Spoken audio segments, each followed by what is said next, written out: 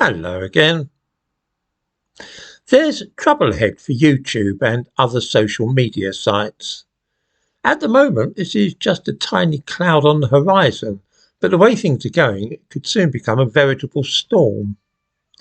I'm sure that viewers will remember how a random tragedy such as the murder of Stephen Lawrence turned into such an enormous thing, culminating in the denunciation of the Metropolitan Police Force as being institutionally racist. More recently, the suicide of Molly Russell in 2017 ended in the passing of the Online Safety Bill, which has meant that sites like YouTube are now pulling out all the stops to remove potentially harmful content which might lead to their falling foul of the law. This is why comments are being deleted here on the flimsiest grounds, something for which I'm being blamed, of course.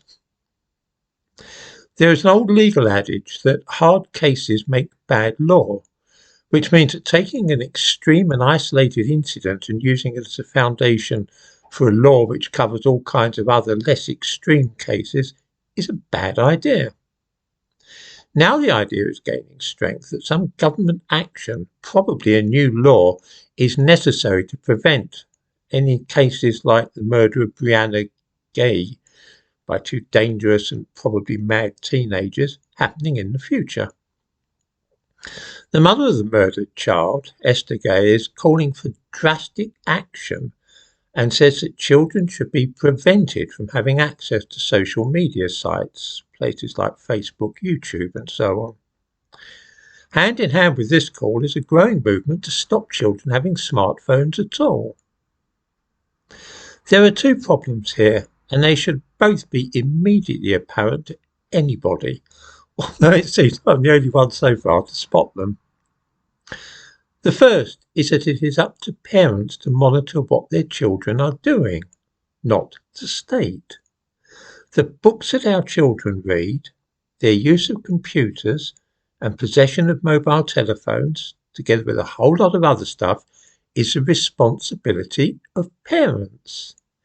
If you don't want your child to access social media sites, then do not allow him or her to have a mobile telephone, and also ensure that all computer usage takes place in a public part of the home.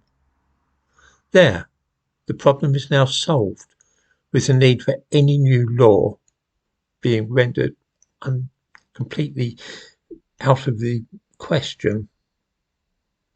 Do not hand over responsibility for your children's well-being to the state. The state makes a lousy parent. That is the first point. The second is every bit as obvious. It is that if there is a legal crackdown on social media sites with the intention of preventing children using them, then everybody in Britain will be adversely affected by it. It will not only be limited to children. You would need to have methods for proving the age of those using YouTube, for instance, which would probably mean that you would have to send YouTube the details of your passport or driving licence in order to prove that you were an adult. Does anybody fancy doing that, I wonder? It would mean, too, even more ferocious algorithms being unleashed here. As it is, an awful lot of comments are vanishing almost as soon as they're posted. That would get a whole lot worse if a law were brought in to monitor social media sites for harmful content.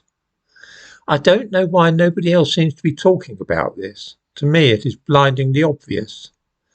As I say, this is shaping up to be one of those famous cases like Stephen Lawrence and Molly Russell, and the consequences are likely to affect everybody who comes on this channel.